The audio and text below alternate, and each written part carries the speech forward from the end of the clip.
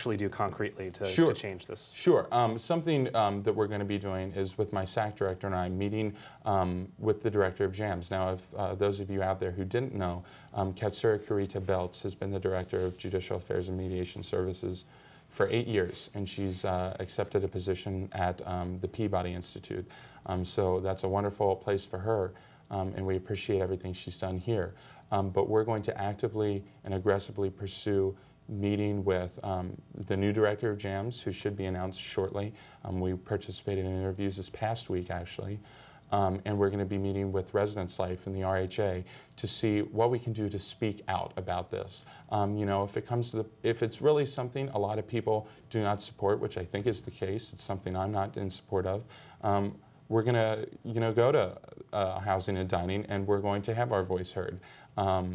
If it comes to the point where we had a Ben Ladner situation a few years back, I don't think it will, where we had a lot of a rally on the quad. I don't think it'll get to that point, but I think we can really concretely demonstrate student opposition to this policy.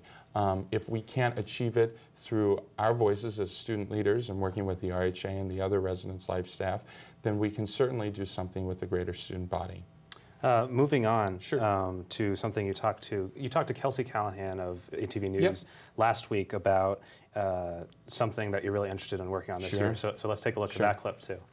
Another thing that's important to us in the realm of diversity and also the NAACP chapter here at AU is the creation of an African American Studies major in the College of Arts and Sciences. A lot of universities have it, and we feel like there's student support for it here. So right now we're working on collecting signatures and trying to show the administration, who is supportive of such a program, that we want this, there will be enrollment in it, and it will benefit the university for a long time.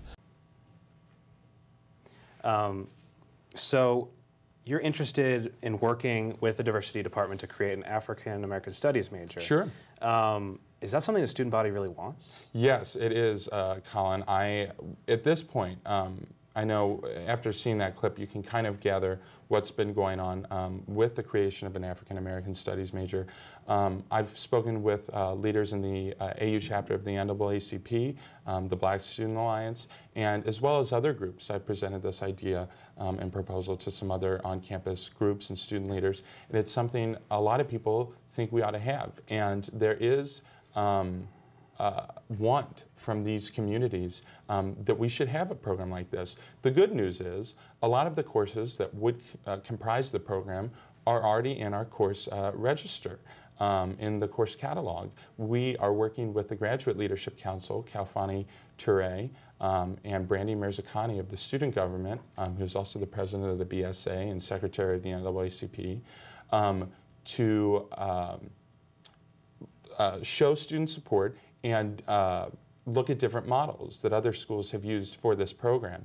And thankfully, we already have a lot of courses that would appropriate into that program, and we're really excited about it because I think AU speaks so much about increasing diversity of domestic and international students, and we want to see it on campus. Well, what better program to draw people in than a program like this? And it needs to be driven at this point by student support. Just quickly off the top of your head, how many people do you think are actually interested in this program? Just a ballpark. Right now, I think we've got upwards of 20 or 30. 20 or 30? And that's from interested members in those organizations I talked about earlier.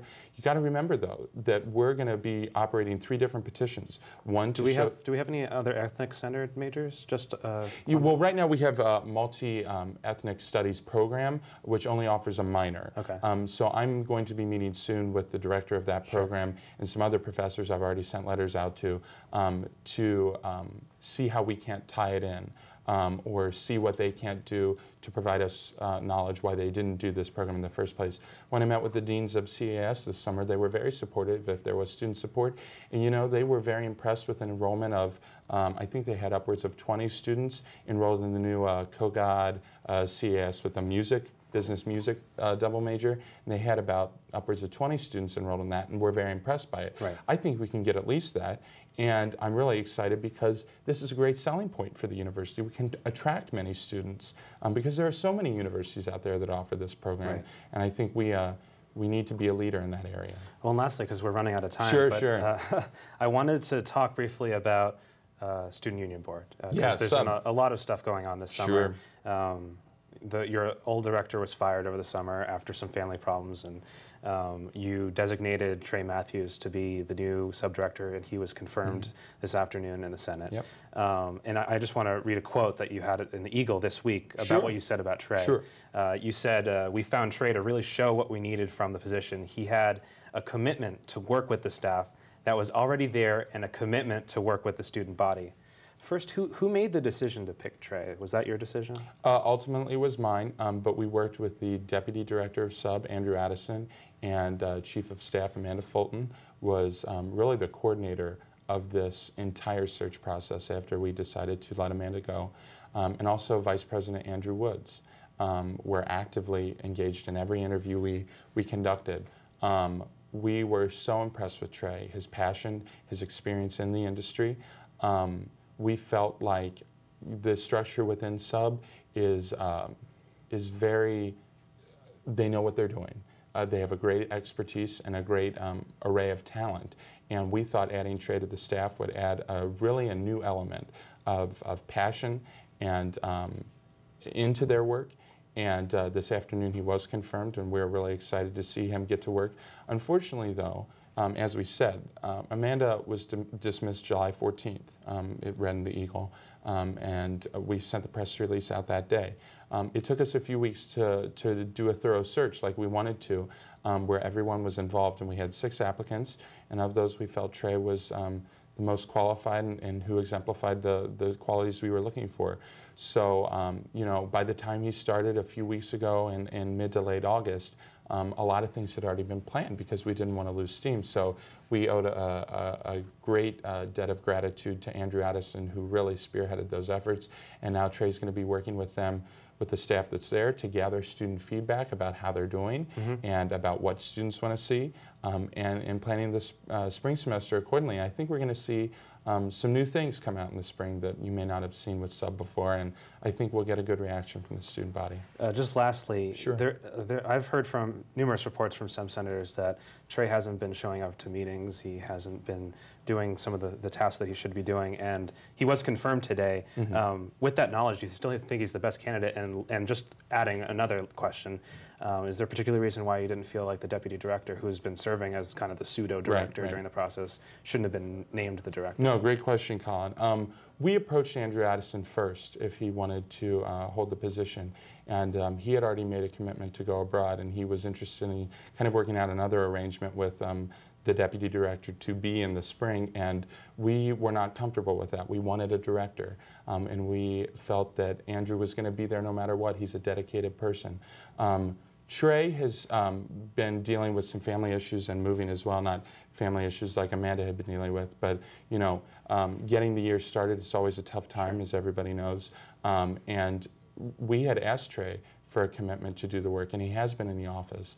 He has been working with the staff, and now it's really going to kick in because he is confirmed and he is going to receive pay now. He was really doing us a favor before by coming in and doing the work and fulfilling the hours without our paying him or having him confirmed.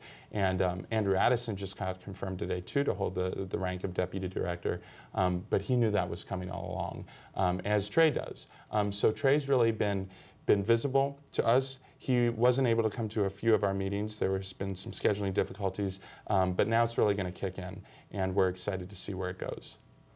Well, thank you for answering that question. Sure. And we are totally out of time. I think I went over what I was supposed to. But, thank you so much, Seth, for joining us. And good luck this year. And hopefully, hopefully Sub and Trey will put on some of the programming that we all love. Yeah.